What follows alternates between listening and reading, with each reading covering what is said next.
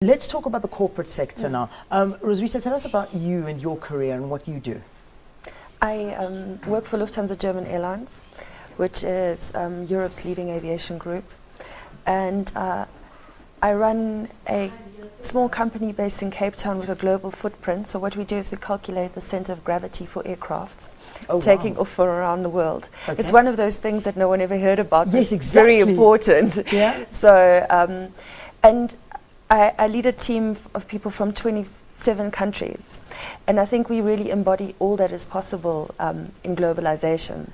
And I'm just so proud to be able to represent South Africa.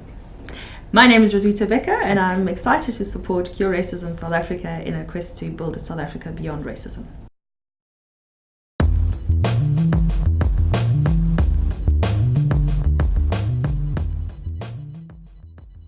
Racism goes to the heart of human dignity. It goes to the heart of allowing people to be in their, natural divinity, their natural. If you're religious, you would say God created humans in their image, and to say some of us are less that than others is violence, and it destroys people's lives. It destroys people's dreams. It destroys people's hope. It builds barriers between people, and it is, I think, psychologically as damaging as assault is physically.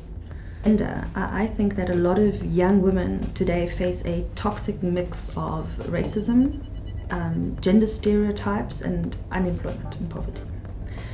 And it's something that most of my work as a business leader is around: how do we help women overcome those challenges?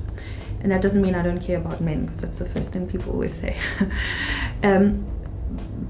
It's around creating a society that we help people overcome these odds that are stacked against you. And they're not stacked against young South African women by accident. They were designed to be stacked against them. So we're dealing with the legacy of a violent system that was engineered to keep people excluded.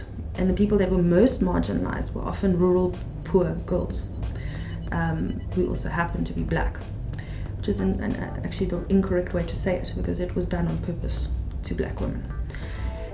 So when we talk gender in the business sense, it's I think we exist in a weird space where it is so accepted in South Africa that women work, and so accepted that women sit at the boardroom. But at the same time, there's this expectation: when you come home, you must be the good wife, right? So you must fulfill that stereotype that has been imposed.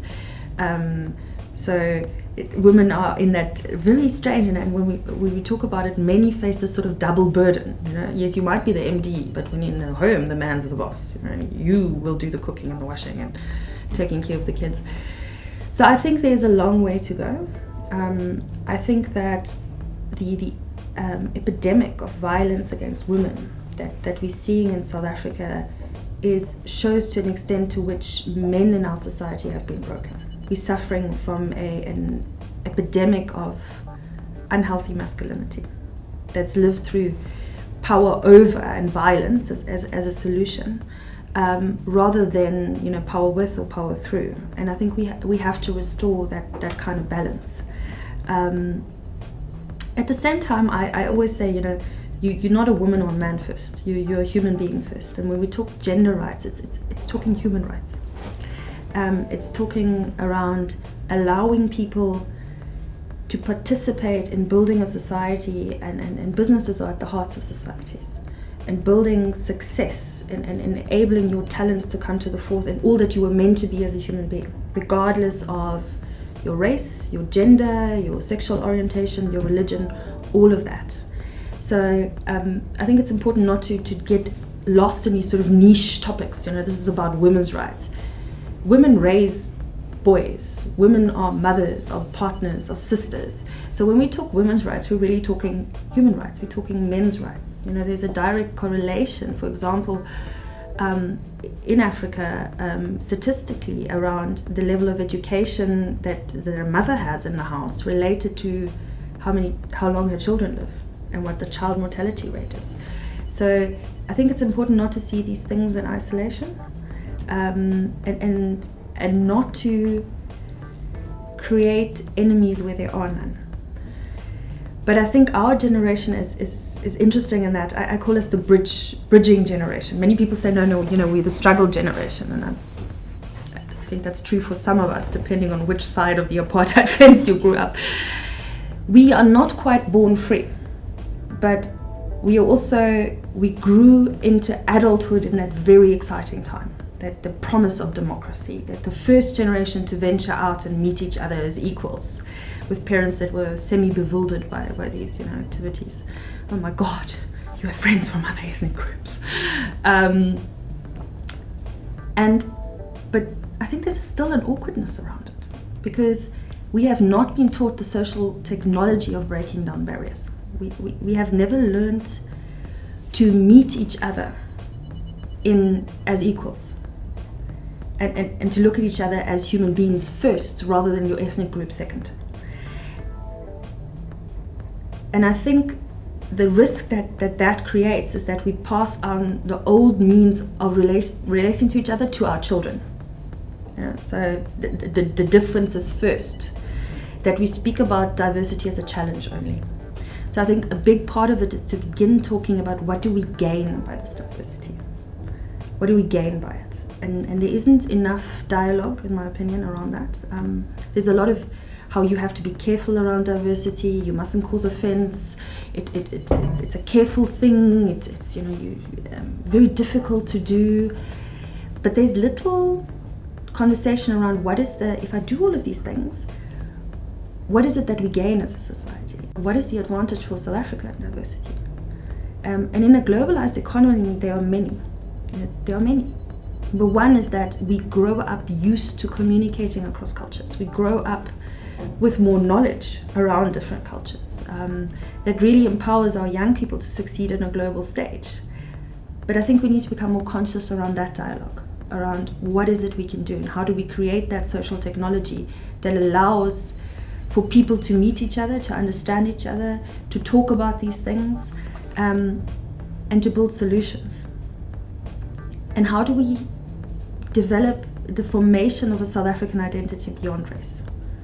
So I'm a firm sort of believer that South Africanism should be taught in schools. The value of diversity should be taught in schools. Section 9 of the Constitution should be taught in schools, the Equality Clause. It's such a huge benefit that we can provide them with, but we don't somehow talk about it. So I think it's a paradox that we talk about what we lose through diversity, but we don't talk about what we gain. And I think the answer is we don't really know how to. We're trying, and I compare this to a bunch of people trying to learn a bicycle. That's our generation. We have to somehow figure this out, and we've inherited all these challenges and all this hope and all these dreams and all the pressure of creating this rainbow nation and keeping it alive. But the giants that went before us said, look, we've given you this freedom, but really, how you run it, guys, figure that one out yourself. And I think the quickest and the shortest way is we have to become better at learning it, and try out and really find ways of coming together.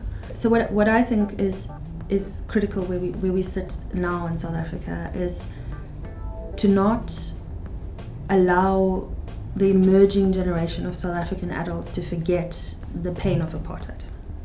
At the same time, I think it's even more critical to enable them to build a free, thriving democracy.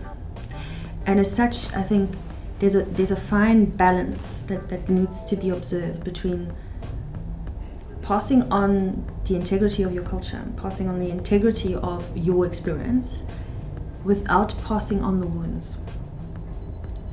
And with that, I don't mean not talking about the wounds. And with that, I don't mean not making young people aware of what happened. I think that's critical. But I do think that passing on the racialized way that we see each other to the next generation is violence. And it's violence against our children, it's violence against our young people. And we are depriving them of the possibility to create a future that best serves their needs. I'm very shocked by what we've seen recently in South Africa. You know, the re-emergence of this ugly beast that is racism, this problem in our society, and young people have been involved in that. And it calls into mind the question: what have we done? What have we done wrong as a democracy that is still seen as acceptable? And I think it's so telling that since 1994, we haven't had a concerted national drive to get beyond racism. And I think schools need to be in the center of this. Communities, churches need to be in the center of this. I'm thinking of almost in the 80s, we had the United Democratic Movement. That was the center around building a civil society, around building democracy. And I do think we need something very similar. I think we need to teach young people that sometimes do still come from racialized homes, that this is not the way to behave in society, that you can break with the tradition of your parents without disrespecting them. How do we enable our children to interact? And I think that you know, schools, universities have a role to play in this. It is a skill, it needs to be taught. And I think we're assuming people have that skill, but where from? It was a dictatorship.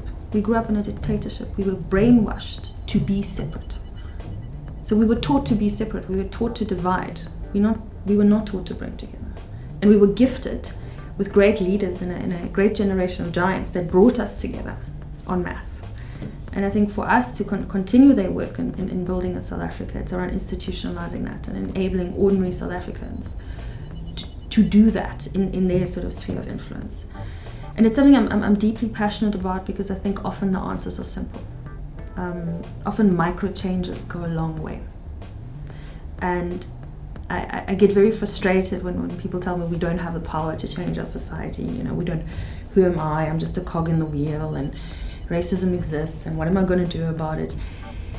And institutionalized racism is made up of lots and lots of micro actions that make the big mess that we live in. And if that's true, the converse is also true. Tell me about it. What is it like for you? I think we're very scared to ask. And there's a bit around guilt, you know, and shame that silences us and stops us from doing this.